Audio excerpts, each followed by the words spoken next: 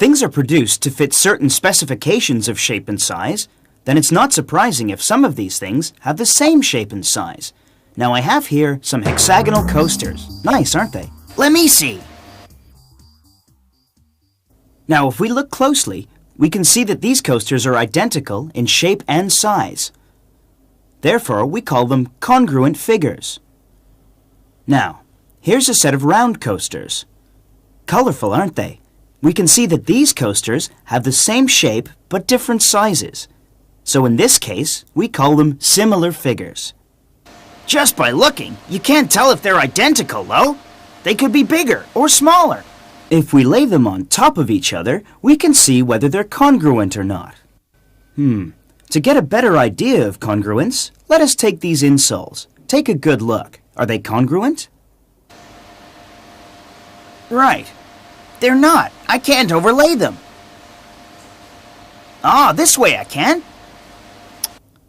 In fact, the two figures are congruent. If we fold the image of reflectional symmetry over the axis of symmetry, the two figures overlay exactly, so the figures are congruent. So figures which have the same size and shape are congruent figures. All right, class, how can we make congruent figures? I'd like you all to think it over.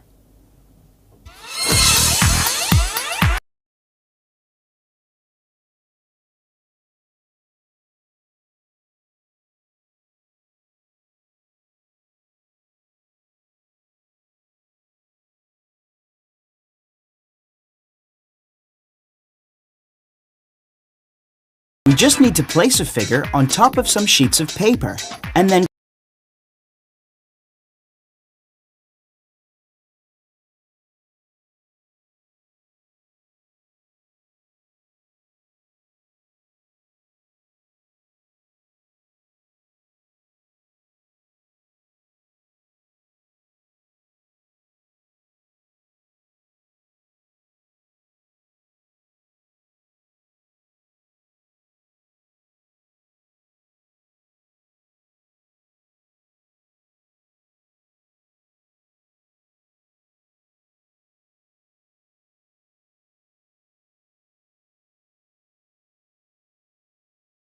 another simple and very quick method is to use computer software, like this.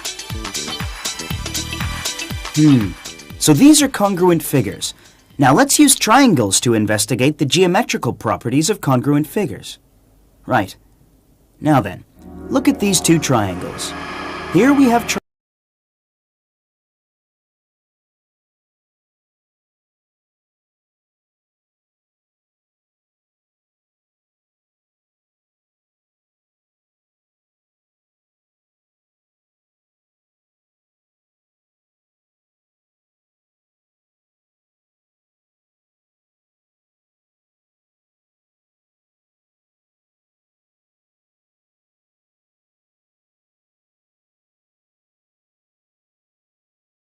the sides that overlay each other are called corresponding sides. What can you say about the properties of congruence?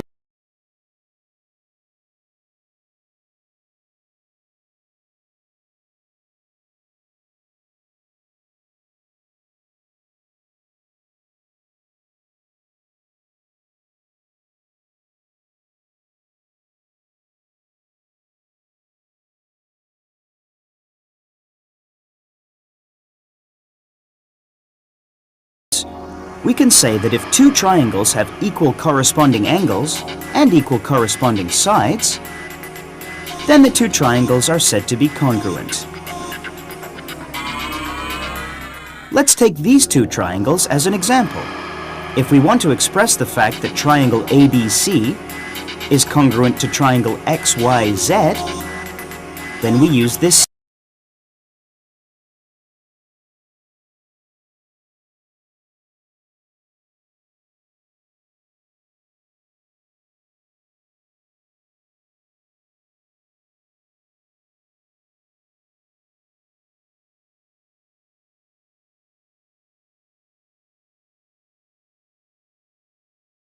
It? In fact, what you're saying is that when we use symbols to express congruent triangles, then the vertices must be written in corresponding order. And using this expression in our description of congruent triangles has an advantage. The equal nature of corresponding sides and corresponding angles can be utilized in calculations to calculate the values of unknown angles or sides within the triangles. Take this example. In triangle DEF, angle E equals 35 degrees. DE equals 6 centimeters.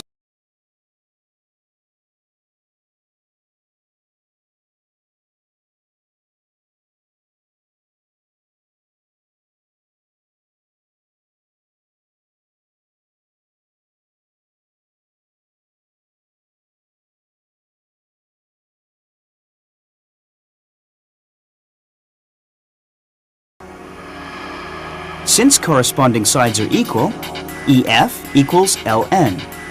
LN equals 10 centimeters. Therefore, EF also equals 10 centimeters. Similarly, since corresponding angles are equal, angle E corresponds to angle L. Angle E equals 35 degrees. Therefore, angle L also equals 35 degrees. All right, class. Let's take a look now at two problems. Here's the first problem. Problem number 1. Take two triangles, triangle DMN and triangle LEF. The only thing we know about them is that their three pairs of corresponding sides are equal. That is, DM equals LE, MN equals EF, and DN equals LF.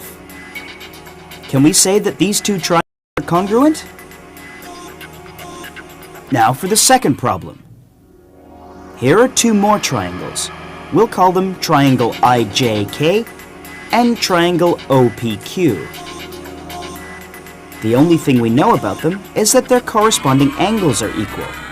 That is, angle I equals angle O, angle K equals angle Q, and angle J equals angle P. Can we say that these two triangles are congruent? Right now, let's start with the first problem.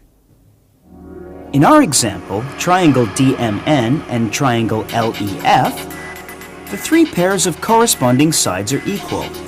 That is, DM equals LE, DN equals LF, and MN equals EF. Using rotational transformation and laying the triangles on top of each other, we can see that the two triangles are in fact congruent. Take two triangles. If all three pairs of corresponding sides are equal, then it means that the two triangles must be congruent. This is one of the methods used to prove that two triangles are congruent. This method is known as SSS. S stands for side. Side, side, side.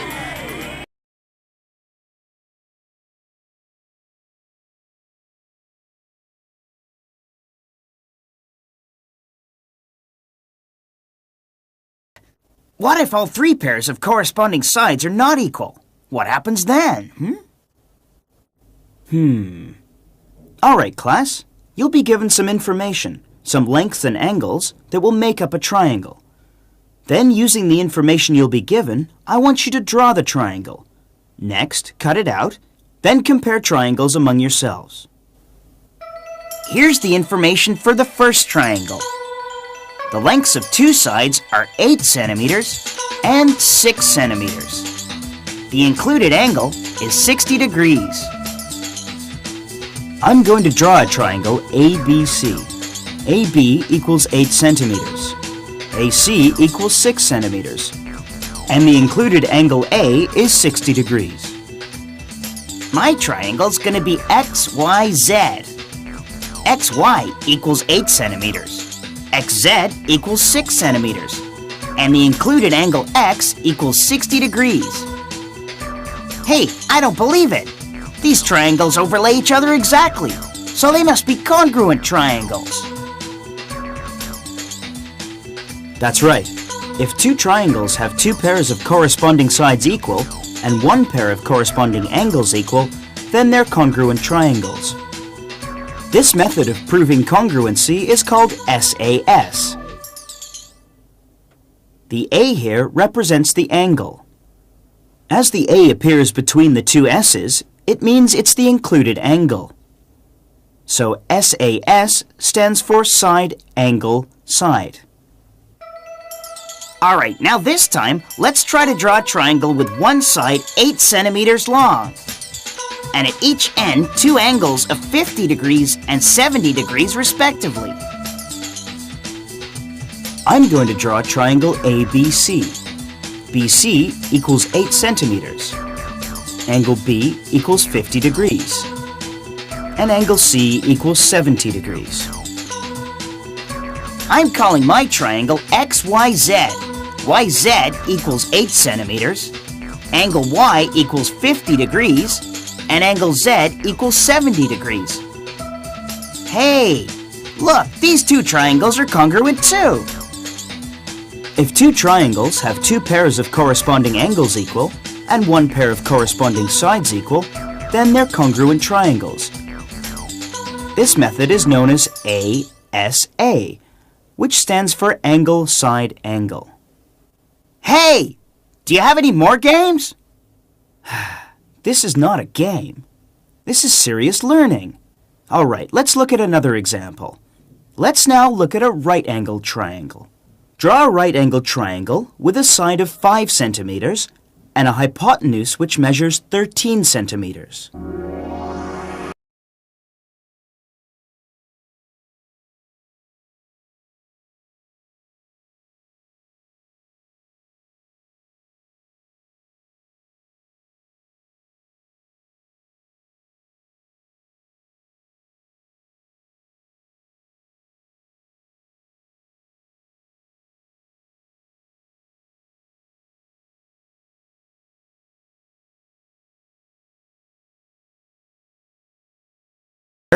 H represents the hypotenuse. So RHS stands for right angle, hypotenuse, side. Wow, I didn't know there were so many methods for proving congruency. Let's see them again. The methods to prove two triangles are congruent are SSS, side, side, side, SAS, side, angle, side, ASA, angle, side, angle, RHS, right angle, hypotenuse, side. That's very good. Right, now I would like you to draw another triangle, and then get together with your classmates to compare triangles to see if they're congruent. This is triangle ABC. AB equals 8 centimeters. AC equals 7 centimeters. And angle B equals 50 degrees. Talking makes me thirsty. I'd like to go get a drink. Hey, while I'm getting my drink, I'd like you to think about what I said earlier. In the case of two triangles, where we only know that the three corresponding angle pairs are given as equal, are the two triangles congruent? Right, here's two triangles. Their corresponding angle pairs are all equal. But can we say that the triangles are congruent? You can easily verify it by laying one on top of the other, and then you'll see if they're identical. I think you're right. If we look at the triangles, their size is not the same. The triangles do not overlay exactly. Therefore, these two triangles cannot be congruent. However, I must say, they look very similar. Similar? Yes. If two figures have an identical shape but have a different size, then we say that the two figures are similar. Also, if a figure is enlarged or reduced, then the result is always a similar figure. For example, here, take the photo of this handsome chap. If I enlarge it, what will I get? A second photograph with exactly the same shape as the original, but it has a different size. It's an example of a similar figure. Now, back to the triangles. Their corresponding angles are equal, and of course they've the same shape, but their sizes are different, so in this case they're similar triangles.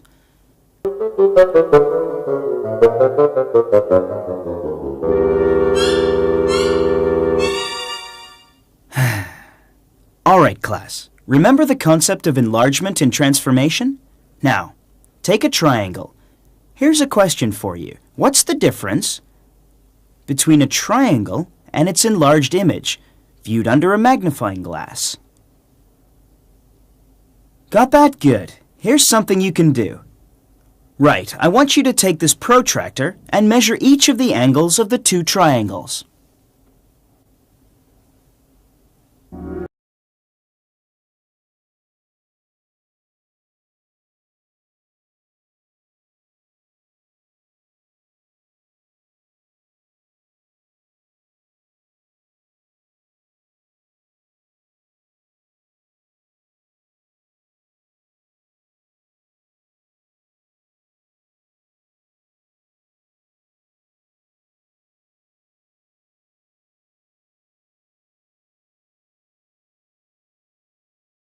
Z equals 60 degrees.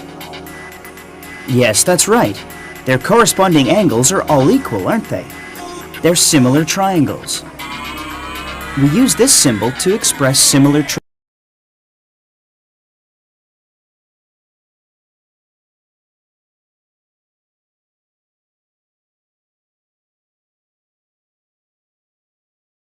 similarity between triangles is known as AAA. This stands for angle, angle, angle. And what's the relationship between corresponding sides of two similar triangles? Well, to discover that, we have to measure each side of the two triangles one by one.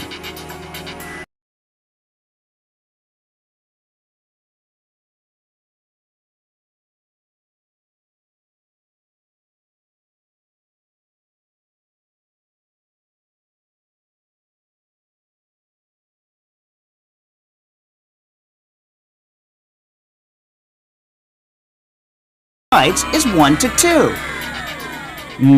That's correct. So, for two similar triangles, all corresponding angles are equal, and the corresponding sides are all proportional. Furthermore, in the case where two triangles have all three pairs of corresponding sides proportional, they are similar triangles. This method of proving similarity between triangles is called three sides proportional.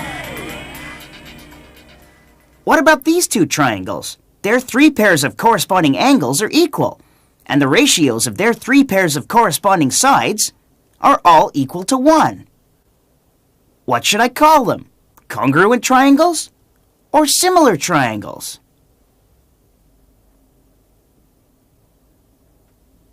And I'd like to know something else. Besides using three pairs of corresponding angles equal or three pairs of corresponding sides proportional, are there any other methods to prove similarity? Well now, class, why don't you try to discover another way to prove similarity between triangles? Through study and experimentation, you'll discover the pleasure of learning mathematics. You'll see that the concepts of congruent and similar triangles form the foundation of trigonometry and geometry, and are used for solving geometrical problems. So a good understanding of congruence and similarity is important. Goodbye!